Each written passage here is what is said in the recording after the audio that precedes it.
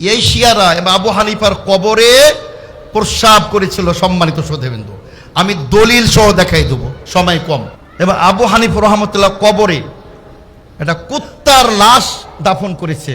তার লাশকে সরিয়ে দিয়ে হাড় হাড্ডি আল্লাহ ভালো জানেন কি ছিল, সরিয়ে দিয়ে একটা কুকুর দাফন করেছে। ইতিহাস প্রমাণ আছে। আমি পৃষ্ঠার নাম্বার সহ তারিখ ডেট সহ বলে দেবো। আজকে চ্যালেঞ্জ দিয়ে গেলাম এই ঐতিহাসিক জিকে ফাউন্ডেশনের স্টেজ থেকে।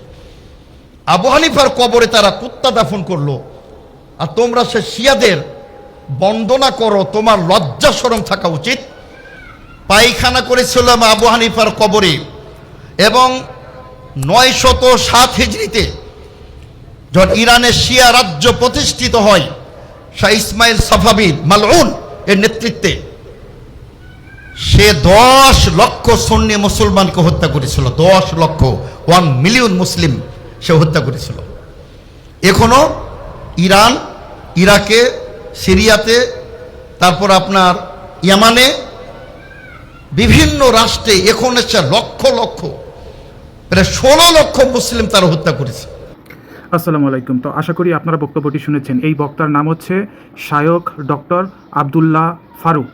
তিনি ইরানের শিয়া সম্প্রদায়কে নিয়ে যে কথাগুলো বললেন, এই কথাগুলো সম্পূর্ণ ডাহা মিথ্যা কথা, এবং এইগুলা তাদের মন গড়া গল্প, মন গড়া ইতিহাস, যেগুলা সে এইভাবে তার অনুসারীদের মধ্যে বয়ান করছে এবং ইরান এবং শিয়াদেরকে মুসলমানদের কাছে খারাপ বানাচ্ছে, প্রতিপক্ষ করে দিচ্ছে। উনি যে কথাটা বলল যে আবু হানিফার কবরে শিয়ারা প্রস্রাব করেছে, তার কবর থেকে লাশ তুলে সেখানে কুকুর দাফন করা হয়েছে, এই মর্মে কোনো রকম কোনো দলিল বা কোনো কিছু কোথাও পাবেন না। এগুলো সম্পূর্ণ মিথ্যা কথা, ডাহা মিথ্যা কথা, এইগুলো কল্পকাহিনী। উনি যে দলিলের কথা বলছে, সেই দলিল লিখেছে হচ্ছে উনারা তো আহলে হাদিসের লোক, এই আহলে হাদিসের লোক এটাই লিখেছে, উনাদেরই দলিল দেখাবে, বা ওনারা যে ধরনের দলিল দেখাবে সেগুলো ওনাদের কোয়ালিটির লোকজনই লিখছে, যারা ইরানকে অপছন্দ করে।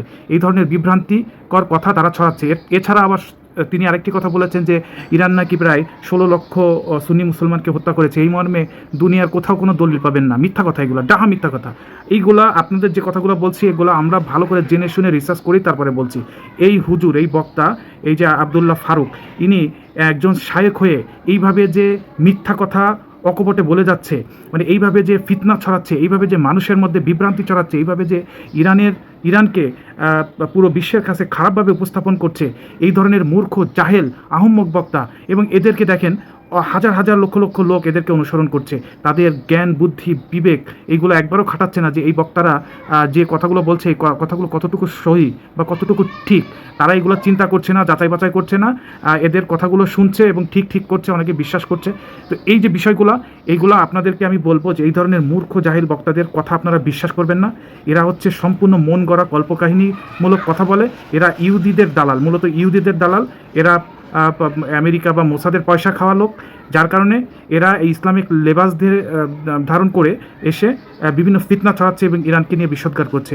ইরানের সম্পর্কে, শিয়াদের সম্পর্কে সুন্নিদের ভিতরে একটা খারাপ চিন্তা ঢুকাই দিচ্ছে, যাতে মুসলমানের মধ্যে একটা দ্বন্দ্ব তৈরি হয়। শিয়া সুন্নির দ্বন্দ্বটা, এদের মতন এই আলেম নামের জালেমদের কারণেই কিন্তু আজকে শিয়া সুন্নির দ্বন্দ্বটা এত বড়, এবং শিয়া সুন্নির ভিতরে এত ভেদাভেদ তৈরি হয়েছে।